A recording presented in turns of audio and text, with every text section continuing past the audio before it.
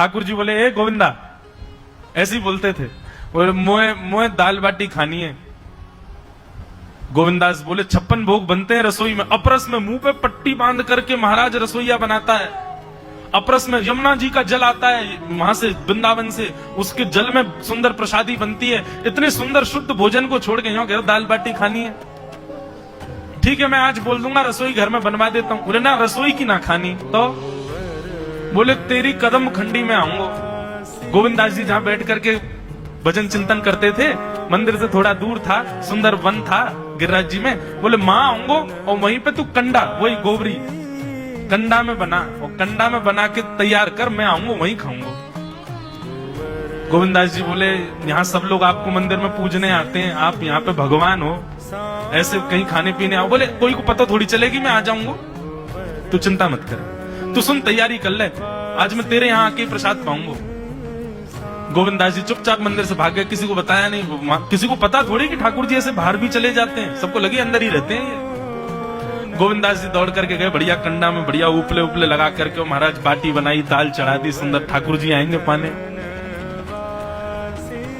एक पंथ दो काज, ठाकुर जी को 2 लीलाएं एक साथ करनी थी। एक तो गोविंददास के संग सुख लेना है, और एक झाड़ू लगाने वाला गिरिराज जी की तलेटी में झाड़ू लगाता था, उसको मंदिर में प्रवेश नहीं करने देते थे लोग।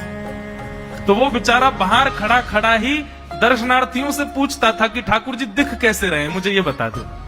दर्शनार्थी आकर के बताते थे, नीली ठाकुर जी ने बाघा पहना है, गले में मोतियों की माला है, मकराकृत कुंडल है, ऐसा टिपारा ठाकुर जी के सिर पर रखा है, और ऐसा ठाकुर जी का श्रृंगार है।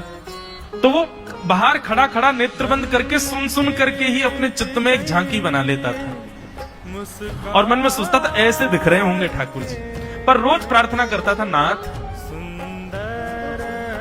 मुझे लगता है इस जन्म में तो आप मुझे कभी नहीं दिखोगे, भगवान इस जन्म में तो मैं आपके योग्य नहीं हूं, पर मेरे पे बस इतनी कृपा कर दो कि अगला जन्म मुझे दीजिएगा तो कुछ नहीं तो चेंटी बना देना, तो चेंटी बन करके मैं आपके 56 भोग में ही आ जाऊंगा, भीतर आके आपका दर्शन कर लूंगा, लेकिन मुझ पर अनुग्रह कर देना।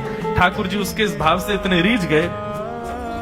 गोविंददास को बोला था कि दाल बाटी खाने आएंगे, मंदिर बंद करके सब तो चले गए वहां से, सब लोग भोजनालय में भोजन प्रसाद पाने लगे। ठाकुर जी मंदिर से निकले अचक करके बाहर, गिरिराज पर्वत के ऊपर विराजते थे। जैसे ही बाहर निकल करके आए तो गिरिराज पर्वत के नीचे ही वही झाड़ू लगाने वाला नेत्रों से आंसू बह रहे थे, ठाकुर जी का चिंतन कर रहा था। आज ठाकुर जी ऐसे दिख रहे हैं, सिर पर चांदी का मुकुट पहना है, ठाकुर जी ने आज गुलाब का इत्र लगाया है, ठाकुर जी के ऐसे ऐसे मकराकृत ठाकुर जी के कटाक्ष, वो सब चिंतन कर रहा था।